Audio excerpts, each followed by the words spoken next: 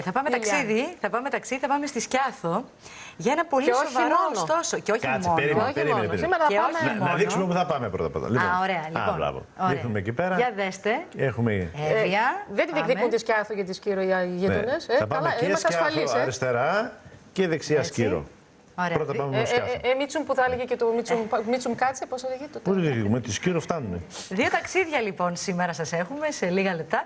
Θα πάμε πρώτα στη Σκιάθο για ένα πολύ σοβαρό και πολύ ενδιαφέρον θέμα, όπου συναντώνται ο Αλέξανδρος Παπαδιαμάντης με τον Νίκο Καζαντζάκη σε μια εκδήλωση πάρα πολύ σημαντική. Δηλαδή ο Καζαντζάκης συναντάει τον Παπαδιαμάντη στο νησί του. Ακριβώς. Ναι, γιατί ο Παπαδιαμάντης προϋπήρχε του. Μάλλον είναι πιο μεγάλος. Και πρώτα είναι πιο μεγάλος. Υπήρξαν και μαζί, γιατί πέθανε το 1911 ο Παπαδιαμάντης. Το 1883 γεννήθηκε ο Καζαντζάκης. Βέβαια εκτιμούσε πάρα πολύ ο Καζαντζάκης τον Παπαδιαμάντη. Να το πούμε αυτό. Γιατί ασχολήθηκαν και οι δύο με τα υπαρξιακά και τα θεολογικά ζητήματα πάρα πολύ. Και είχαν και πολλά κοινά σημεία, τα οποία προσπαθούν να ανιχνεύσουν τώρα σε μια εκδήλωση που θα γίνει το Σάββατο. Πάμε να συναντήσουμε κάποιον που είναι εντυπλό. Αύριο Σάββατο στις 7 το απόγευμα. Αλλά νομίζω περισσότερα έχει να μας πει. Όχι, έχει φτάσει. Να δούμε πώς ήταν και η διαδρομή. Θα πας στον πηγεμό για τη Σκιάθο. Πώς είναι, Αλέξανδρε, καλησπέρα. Αλέξανδρος Τριανταφύλλου. Είμαστε εδώ με τον Θοδωρή τον Τζούμα δίπλα, ακριβώς ένα πολύ ωραίο σημείο τη παλιού λιμανιού. Έχεις πάρει μαζί και τη φυσαρμόνικα ή μόνος πλής? Την πήρα και αυτή είναι εντάξει, για ειδικές ανάγκες. Όλο και κάτι θα γίνει. Ναι, κάτι θα κάνουμε. Αυτό είναι ένα άλλο, αν θέλεις, κομμάτι της διαδρομής της Σκιάθου. Δεν είναι ο Παπαδιαμάντης, είναι ο Αλέξανδρος ο Τριανταφύλου στη φωτογραφία. Αλλά θα πάει για τους δύο. Μοιάζω, εντάξει. Το πλησιάζω, ναι. Τι κάνετε? Βασικά, Αλέξανδρο, εγώ είμαι πολύ χαρούμενη γιατί συναντιόμαστε από την τηλεόραση και τη ραδιοφωνική φωνή σου. Δεν το έχουμε ξανακάνει. Να σε καλά, να σε καλά. Βέβαια, έχει ντύσει πολλές μουσικές βραδιές στον λόγο του Παπαδιαμάντη ο Αλέξανδρος του Τριανταφύλου με τη φυσαρμόνικά του και το έχουμε διαπιστώσει και το έχουμε απολαύσει. Αλλά εκεί που είσαι τώρα, Αλέξανδρε, τι ακριβώς θα γίνει? Εδώ λοιπόν σε ένα εκπληκτικό χώρο που είναι ο χώρος εκδηλώσεων των σχολείων θα γίνει μια εξαιρετική εκδήλωση που έχει να κάνει με τη συνάντηση των δύο μεγάλων δημιουργών, του Παπαδιαμάντη και του Καζαντζάκη. Νίκος Καζαντζάκης και Αλέξανδρος Παπαδιαμάντης μαζί σε μια κοινή πορεία. Θα μιλήσουν πολύ σημαντικοί άνθρωποι που προσπαθούν χρόνια να βρουν αυτή την κοινή πορεία και βέβαια να πούμε ότι σε αυτή τη διαδρομή συναντιούνται δύο διαφορετικοί άνθρωποι, δύο διαφορετικοί λογοτέχνες, οι οποίοι όμως έχουν μια κοινή πορεία. Αυτήν την κοινή πορεία θα συναντήσουμε στην αυριανή εκδήλωση και θα μας βοηθήσουν καθηγητές από τα σχολεία της δευτεροβάθμιας εκπαίδευσης εδώ στη Σκιάθο και βέβαια να πούμε επίσης και ο Στασινάκης, ο οποίος είναι ο πρόεδρος της Διεθνούς Ένωσης των Φίλων Νίκος Καζαντζάκης που εδρεύει στη Γενέβη. Θα ήταν καλό να μας μιλήσει ο κύριος Θοδωρής Τζούμας, ο οποίος είναι υπεύθυνος. Σε λίγο θα μας μιλήσει. Να ευχαριστήσουμε τον Αλέξανδρο. Να είστε καλά. Καλή επιστροφή. Έτσι, να πάρουμε μια γεύση από Παπαδιαμάντη. Από τα πιο γνωστά. Από τα πιο γνωστά. Τα πιο χριστουγεννιάτικα, τα πιο εορταστικά. Ναι. Με μια έκπληξη, με μια φωνή απαγγελίας έκπληξη. Αγαπημένη, παύλα όμως έκπληξη. Η πυρέτρα. Την εσπέραν της παραμονής των Χριστουγέννων του έτους, η 18έτης κόρη, το ουρανιό το δυόμικο, με λαχρινή νοστιμούλα, εκλείστη στην οικία της ενωρίς, διότι ητομώνει. Ο πατήρ της, ο ατυχής Μπαρμπαδιώμας, αρχαίος εμποροπλίαρχος πτωχεύσας, ως της κατήντησε να γίνει πορθμεύση στο γύρας του, είχεν επιβεί της λέμβου του περί μεσημβρίαν, όπως πλεύσει στην ίσον Τσουγκριάν, 3 μίλια απέχουσαν και διαπορθμεύσει εκείθεν στην Πολύχνην εορτασίμου στην Ασπρομηθείας. Υπεσχέθη ότι θα επανήρχετο προς εσπέραν, αλλά ενύκτωσε και ακόμη δεν εφάνει. Γεννήθη Σκιάθο τη 4η Μαρτίου 1851. Βγήκα από το ελληνικό σχολείο στα 1863, αλλά μόνο το 1867 εστάλει στο Γυμνάσιο Χαλκίδος, όπου ήκουσα την Α και Β τάξη. Ήκουσα. Και στη συνέχεια στο ίδιο κείμενο. Και πήγαινε στη Σκόπελο και δεν είχε σχολείο, λέει, στη Σκιάθο. Και παίρνει απέναντι για να μάθει. Και όταν αναφέρει στο ίδιο κείμενο ότι πήγε στο Άγιον Όρος, ήκουσε και εκεί. Την Άγιον Όρος πήγε, αλλά έφυγε γιατί λέει δεν μπορούσα να αντέξω το ράσο. Έμεινε κάποιος καιρό. Για να ακούσουμε και να δούμε τον κύριο Τζούμα, που είναι ο υπεύθυνος του Πολιτιστικού Συλλόγου Σκιάθος. Καλησπέρα, κύριε Τζούμα. Καλησπέρα από την όμορφη Σκιάθο. Τι κάνετε, όντως όμορφα. Καλά. Βοηθάει και ο καιρός. Όλες τις εποχές του χρόνου. Βοηθάει και ο καιρός. Πού βρίσκεστε εδώ, πού είστε? Εδώ είμαστε στο παλιό λιμάνι και βλέπετε τον Μπούρτσι πίσω. Απέναντι, βέβαια. Τέλεια, τέλεια, πανέμορφα. Κρίμα που είναι η κάμερα στο Skype και δεν έχουμε μια κάμερα να δούμε περισσότερο το τοπίο από πίσω. Κρίμα που είμαι και εγώ στο πλάνο και δεν φαίνεται το Μπούρτσι. Μπούρτσι. Όχι, λέτε, χαρά είστε. Εσείς είστε στο πλάνο γιατί σας βλέπουμε και πρέπει να μας πείτε 2-3 στοιχεία που δεν γνωρίζουμε ή τέλος πάντων δεν τα μάθαμε για τον Παπαδιαμάντη, τη σχέση του με το νησί. Όλο αυτό το βίο και εκτός νησιού, αλλά και την επιστροφή, τη μεγάλη επιστροφή. Να σας πω, εμείς από το σύλλογό μας λοιπόν αύριο διοργανώνουμε μια εκδήλωση με την Διεθνή Εταιρεία Φίλων Νίκου Καζαντζάκη, που έχει έδρα στη Γενέβη.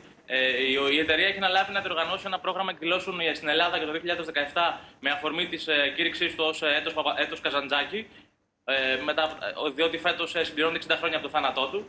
Την ευθύνη των εκδηλώσεων έχει αναλάβει η Διεθνή Εταιρεία, που θα κάνει εκδηλώσεις στην Ελλάδα αλλά και σε όλο τον κόσμο.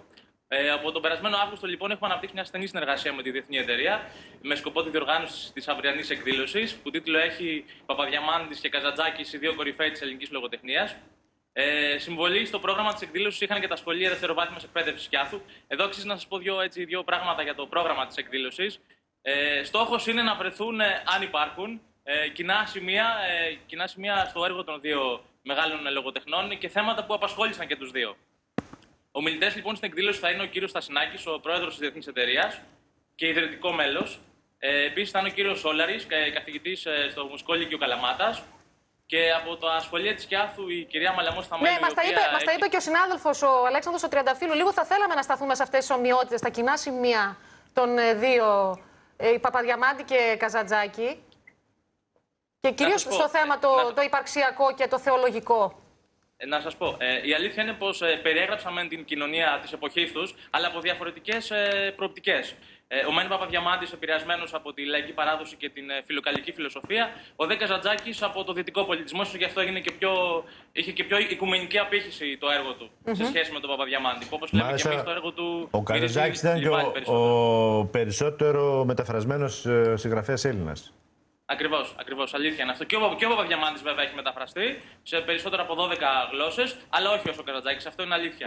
Και θα μπορούσατε να μας πείτε, μιας και μιλάμε για τη Διεθνή Εταιρεία Φίλων του Νίκου Καζαντζάκη, ποιες χώρες συμμετέχουν σε αυτή, τι συμμετοχή έχουν? Να σας πω, σύμφωνα με το πρόγραμμα θα πραγματοποιηθούν εκδηλώσεις στην Αργεντινή, τη Βραζιλία, τη Γαλλία, τις Ηνωμένες Πολιτείες, την Αργεντινή, ναι, νομίζω την είπαμε, Ελβετία βέβαια και Ισπανία.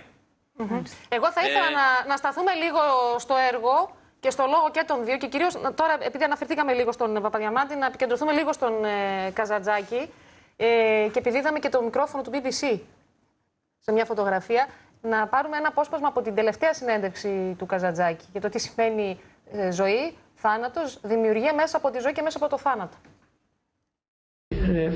J'avais une dette envers Saint François d'Assise, c'est pour cela que j'avais le grand désir d'exprimer ma reconnaissance en écrivant sur lui un livre. Et la première fois qu'il m'a sauvé la vie, c'était pendant l'occupation allemande. Les Allemands, j'étais dans une petite île tout près d'Athènes, alors les Allemands n'avaient rien à manger. Et j'étais presque mourant de faim, et tout le monde courait autour de moi. Alors un jour, je reçois une lettre des frères franciscains qui habitent à Athènes. Ils me disent, si vous voulez traduire la biographie de Saint François d'Assise faite par Jorgensen, alors nous enverrons une caisse de livres. Alors, je sais tout de suite, j'ai reçu cette caisse qui avait des choses merveilleuses, presque inconnues, déjà, je les avais oubliées, c'est-à-dire du sucre, du café, macaroni, riz, etc. Et j'ai écrit ce livre-là avec un grand prologue.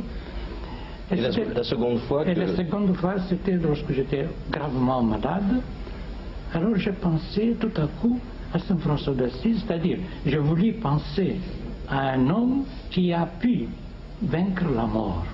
Et j'ai pensé tout de suite à Saint François d'Assise, et pendant, j'avais une fièvre, de la fièvre 40, 41, je ne sais pas pourquoi, comment. Et ma femme venait, prenait le stylo, et je vous dicte. Et j'ai commencé à lui dicter Saint François d'Assise.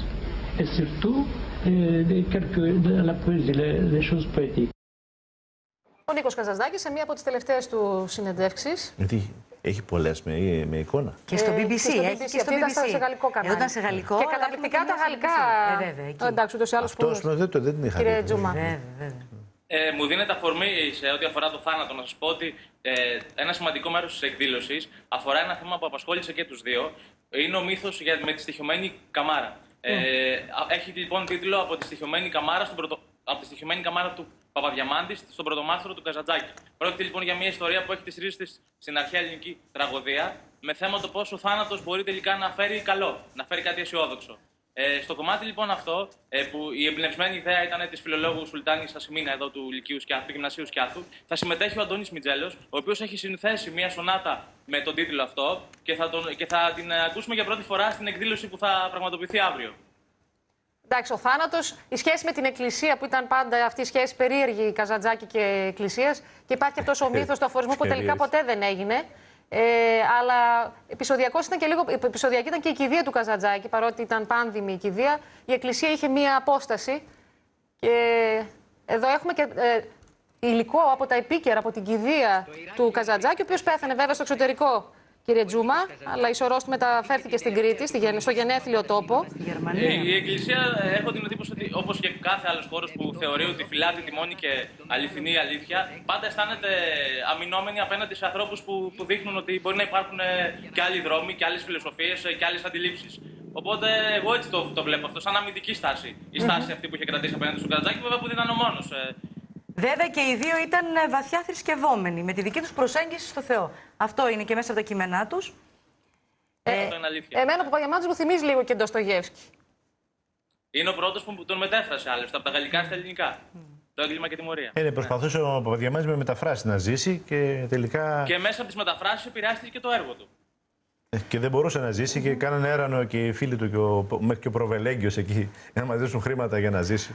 Να σας ευχαριστήσουμε πολύ. Να πούμε βέβαια ότι. Μετά όλοι μετά θάνατον γίνονται. Ο Καζαντζάκης και τι δεν έχει γράψει και τι δεν έχει δημιουργήσει, και βέβαια και ταινίες που έχουν γίνει και ταινίες που και λογοκρίθηκαν.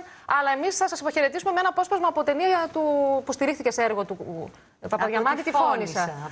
Καλή επιτυχία και χαιρετισμούς στο νησί. Να είστε καλά. Ευχαριστούμε θερμά, να είστε καλά. Ευχαριστούμε πολύ. Καλά το πήγαμε. Μια χαρά. Γιάννη! Γιάννη! Πού είσαι, Γιάννη? Γιάννη! Γιάννη! Πού είσαι, Γιάννη? Τρέξε, Γιάννη. Τα κορίτσια πνιγήκανε.